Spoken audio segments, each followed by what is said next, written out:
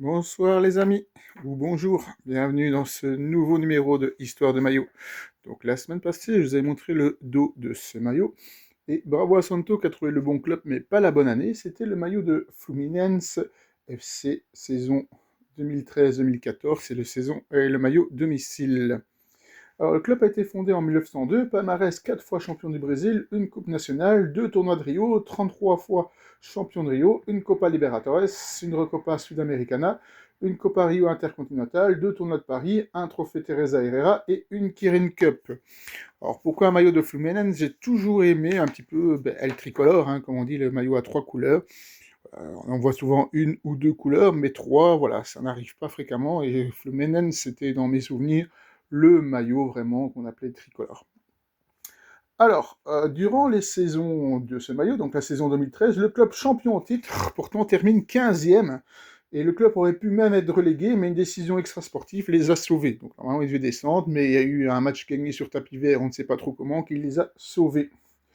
Cette saison-là, en Copa Libertadores, le club gagne son groupe devant le Grêmio, Huachipato et le Caracas FC. En huitième, une victoire 3-2 contre les Équatoriens de Emelec FC. Et en quart, le club est sorti par Olimpia, un club paraguayen, futur finaliste de cette Copa Libertadores. En saison 2014, un peu plus tranquille, le club termine sixième. Alors, quelle était la vie de ce maillot de domicile de la saison 2013-2014 par les fans? Ce qui a plu, le respect de la tradition. Les célèbres bandes verticales vert, grenat et blanc étaient bien mises en valeur, ce que les supporters apprécient toujours. Design sobre et classique. Après quelques saisons jugées trop chargées, beaucoup ont salué un retour à quelque chose de plus élégant. Lien avec l'identité du club. Pour les Torcedores, le maillot incarnait bien l'histoire de Fluminense, surtout après le titre brésilien de 2012, encore récent dans les mémoires. Ce qu'on n'a pas aimé, le manque d'innovation. Certains supporters l'ont trouvé trop conservateur, sans prise de risque. Le sponsor, la taille et la place des sponsors ont été jugés par une partie des fans comme trop envahissantes, cassant l'esthétique. Ah ben, le mien, il est parti au lavage, donc, et je trouve que ça donne quand même pas trop mal. Les détails, call finition, quelques critiques sur des choix jugés un peu banals. En résumé, pour beaucoup de supporters, le maillot domicile 2013-2014 était un bon maillot, fidèle et élégant sans être mémorable. Il est souvent vu comme un maillot sûr, apprécié surtout par les fans attachés à la tradition plus qu'à l'originalité. Alors on va s'intéresser maintenant à 10 matchs mythiques du Fluminense. Alors, victoire légendaire Fluminense-Flamengo, finale du Carioca 95. Le but mythique de Renato Gaucho contre le Flamengo de Romario, sans doute le match le plus iconique de l'histoire du club. Fluminense LDU Quito, Libertadores 2008, demi-finale retour. Qualification héroïque pour la première finale Libertadores du club dans un Maracana en fusion. Fluminense Sao Paulo, Brasileiro 2010. Match clé dans la course au titre. Le Fluminense montre qu'il est prêt à redevenir champion du Brésil. Fluminense Palmeiras 2-0, Brasileiro 2012. Victoire décisive lors de la saison du 4e titre national, symbole de maîtrise et de maturité.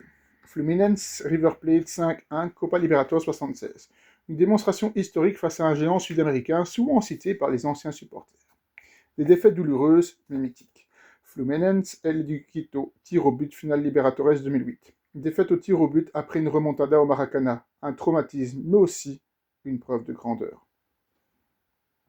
América MG Fluminense série B 98. Symbole d'une période sombre avant la reconstruction et le retour au sommet. Fluminense Corinthians, Brasileiro 2011 0-1. Défaite qui coûte le titre au profit du rival Flamengo, champion indirect ce jour-là. Fluminense Flamengo 0-2, finale Carioca 84. L'une des défaites les plus amères face au rival historique, encore très présente dans les mémoires. Fluminense Chelsea 0-1, Coupe du Monde des clubs 2012, demi-finale. Fin du rêve mondial, mais un match historique sur la scène internationale. Voici 10 anecdotes sur le club de Fluminense. Le club est né d'une scission. Fluminense a été fondé en 1902 par Oscar Cox, après des désaccords internes au Rio Cricket Club, le plus ancien club de football encore actif à Rio. Les couleurs tricolores viennent d'un hasard élégant.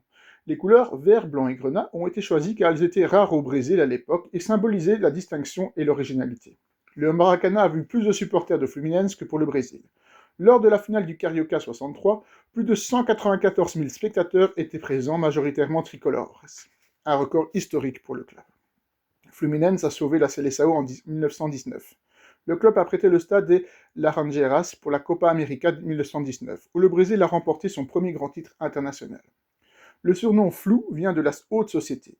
À ses débuts, Fluminense était associé à l'élite carioca. Les adversaires utilisaient Flu de manière moqueuse. Les supporters l'ont adopté fièrement. Le club est à l'origine du derby le plus célèbre du Brésil, le Fla-Flu, et né en 1912, quand plusieurs joueurs de Fluminense ont quitté le club pour fonder la section football de Flamengo. Fluminense est mort sportivement, puis revenu. En 1999, le club chute jusqu'en Série C. Un peu plus de 5 ans plus tard, il joue la finale de la Copa Libertadores 2008, un cas quasi unique. Le premier but de Pelé au Maracana fut contre Fluminense. Pelé a marqué son premier but dans un Maracana face à Fluminense en 1957 en match officiel avec Santos. Le club possède un hymne très long et solennel. L'hymne officiel de Fluminense est l'un des plus longs du Brésil, souvent chanté, seulement en partie dans les stades. Fluminense a longtemps refusé les numéros sur les maillots. Dans les années 1910 et 20, le club estimait que les numéros cassaient l'élégance du jeu et de l'uniforme. Alors on va s'intéresser maintenant à 10 anecdotes sur les maillots tricolores de Las Laranjas.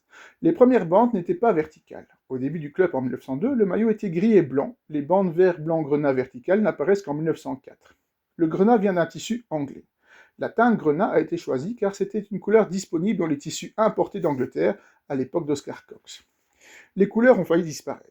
Au début du XXe siècle, les teintures de l'époque faisaient parfois déteindre le grenat qui devenait rose au lavage. Certains dirigeants ont envisagé de changer de couleur. Fluminense a popularisé le maillot tricolore au Brésil.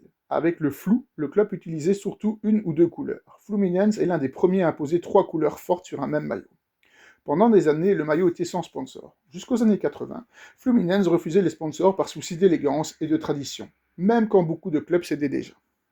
Le premier sponsor a choqué les puristes. Quand un sponsor apparaît enfin, une partie des supporters parle de profanation du tricolore. Aujourd'hui, ces maillots sont devenus très recherchés par les collectionneurs. Le col a souvent été un sujet de débat. Col en V, polo, bouton, col rond, chaque changement a déclenché des discussions passionnées chez les torcedores, les plus conservateurs. Le maillot blanc est né par nécessité. Le deuxième maillot blanc a été créé car les couleurs sombres rendaient les matchs difficiles à suivre de nuit à une époque où l'éclairage était faible. En 2008, le maillot est devenu un symbole de douleur. Le maillot domicile 2008 est indissociable de la finale perdue de la Libertadores contre le LDU Quito. Un maillot aimé pour sa beauté, détesté par le souvenir. Certains maillots sont maudits, puis réhabilités. Des maillots associés à des défaites ont parfois été abandonnés, puis réintroduits des années plus tard, devenant cultes avec le temps. Alors, on va s'intéresser maintenant au logo du club de Fluminense. Les initiales FFC n'ont jamais disparu. Depuis la création du club, les lettres FFC, Fluminense Football Club, sont au cœur du blason. Leur entrelacement est devenu une signature visuelle unique au Brésil. Le logo a d'abord été monochrome. Les premières versions du blason étaient noires ou blanches, utilisées surtout sur les documents officiels avant d'apparaître sur les maillots. Le blason était plus utilisé que le cuisson cousu. Pendant longtemps, le logo n'était pas cousu sur le maillot, il était brodé à la main ou parfois simplement peint.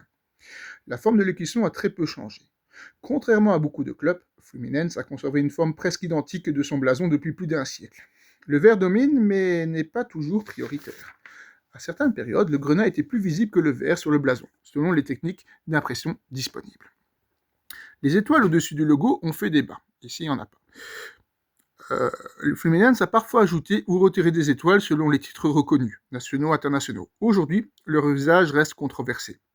Le blason symbolisait l'élite carioca. À ses débuts, porter le blason de Fluminense était perçu comme un signe de raffinement et de statut social, ce qui alimentait la rivalité et les moqueries. Le monogramme est étudié en design graphique. Le FFC de Fluminense est souvent cité dans les écoles de design au Brésil comme un exemple de monogramme sportif réussi. Le logo a parfois été simplifié puis restauré. Dans les années 90 et 2000, certaines versions du blason ont été simplifiées pour le marketing, avant un retour aux formes classiques sous la pression des fans. Le blason est sacré pour les supporters. Pour beaucoup de torcedores, modifier le blason est plus grave que changer le maillot. Chaque tentative de modernisation a provoqué des réactions très fortes. Donc voilà, tout ce qu'on pouvait dire sur ce maillot de Fluminense, que j'aime beaucoup, parce que c'est, je vous dis, un des rares tricolores que j'ai. Voilà, le maillot que je vous présenterai la semaine prochaine. Alors, il n'y a pas beaucoup d'indices, on voit juste un maillot bleu avec des manches noires. Voilà, si vous avez une idée, n'hésitez pas à proposer, et à la semaine prochaine pour de nouvelles histoires de maillots.